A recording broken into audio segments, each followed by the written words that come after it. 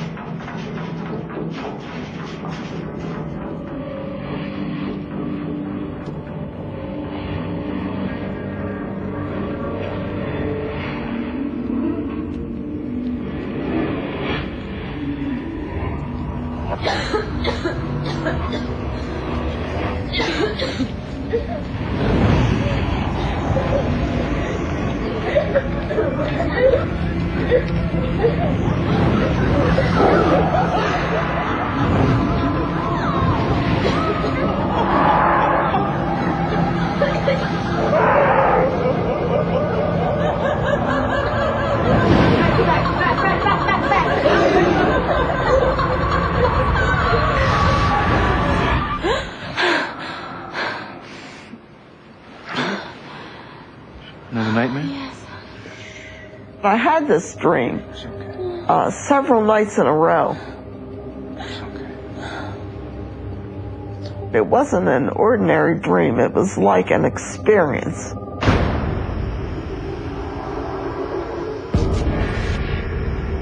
Eager to understand and to stop what was happening, Nancy began to research ghosts and other paranormal phenomena. She became particularly intrigued by a book written by Hans Holzer.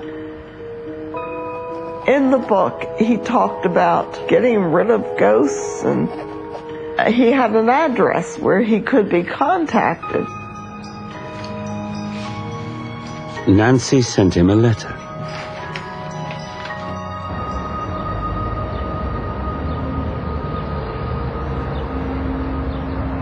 Months passed with no response. Nancy struggled to make sense of her dreams. I kept telling myself, maybe it's not a threatening thing. It was just a horrible feeling.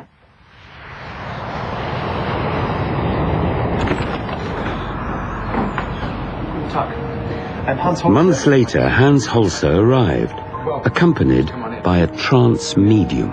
You cannot investigate hauntings and ghosts by just going around with Geiger counters and other technical equipment and wait for things to happen. You must use a trance medium, a human trance medium. Nothing happens without it. Everything else is useless.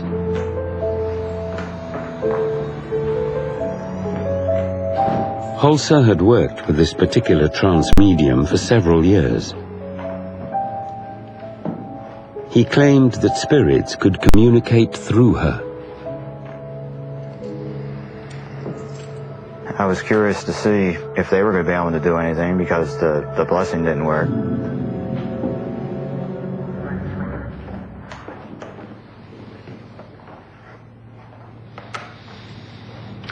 Well, perhaps we should begin. The medium set out to explore the house and started with the basement. There, she sensed an unnatural presence.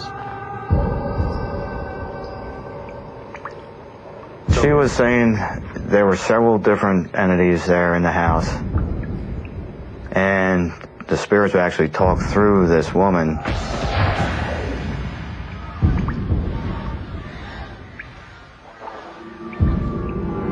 It's what we would call dissociation of personality. A deep trance medium has the ability to move out of their body and let somebody else get in temporarily. Well, ever since we first moved in, just how long? Holzer said he would communicate with that other presence. Actually, it happened before then. How so? Before that. The medium said she felt a mysterious confluence of energy.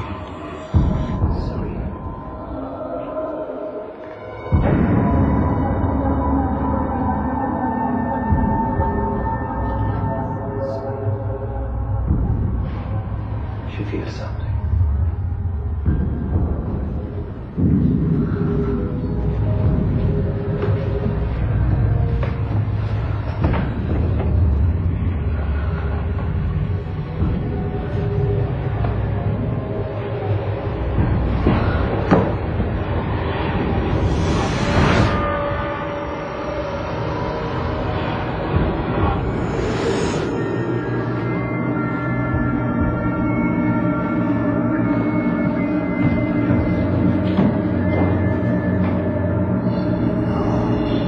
Something seemed to be guiding her.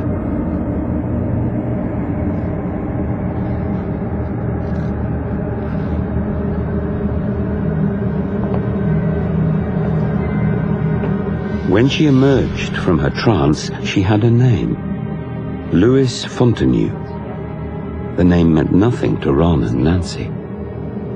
She asked him what he was doing there, and he said that he was waiting for supplies to come in on the Constellation in the Baltimore Harbor, and they were there to protect the city.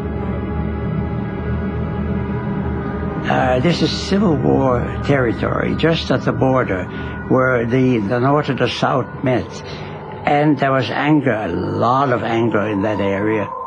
Holzer suspected the home was haunted by the ghost of an American Civil War soldier.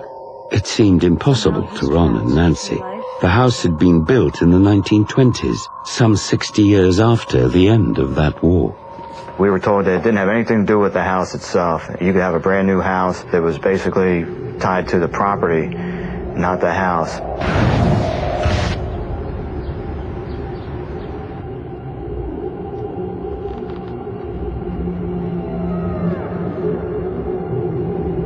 They live in the land.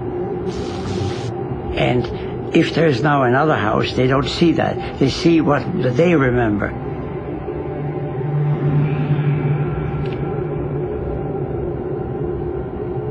Suddenly, the medium detected another presence.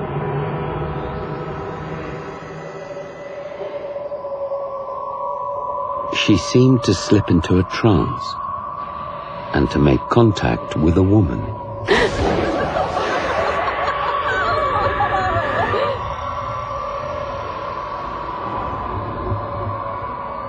The woman seemed angry.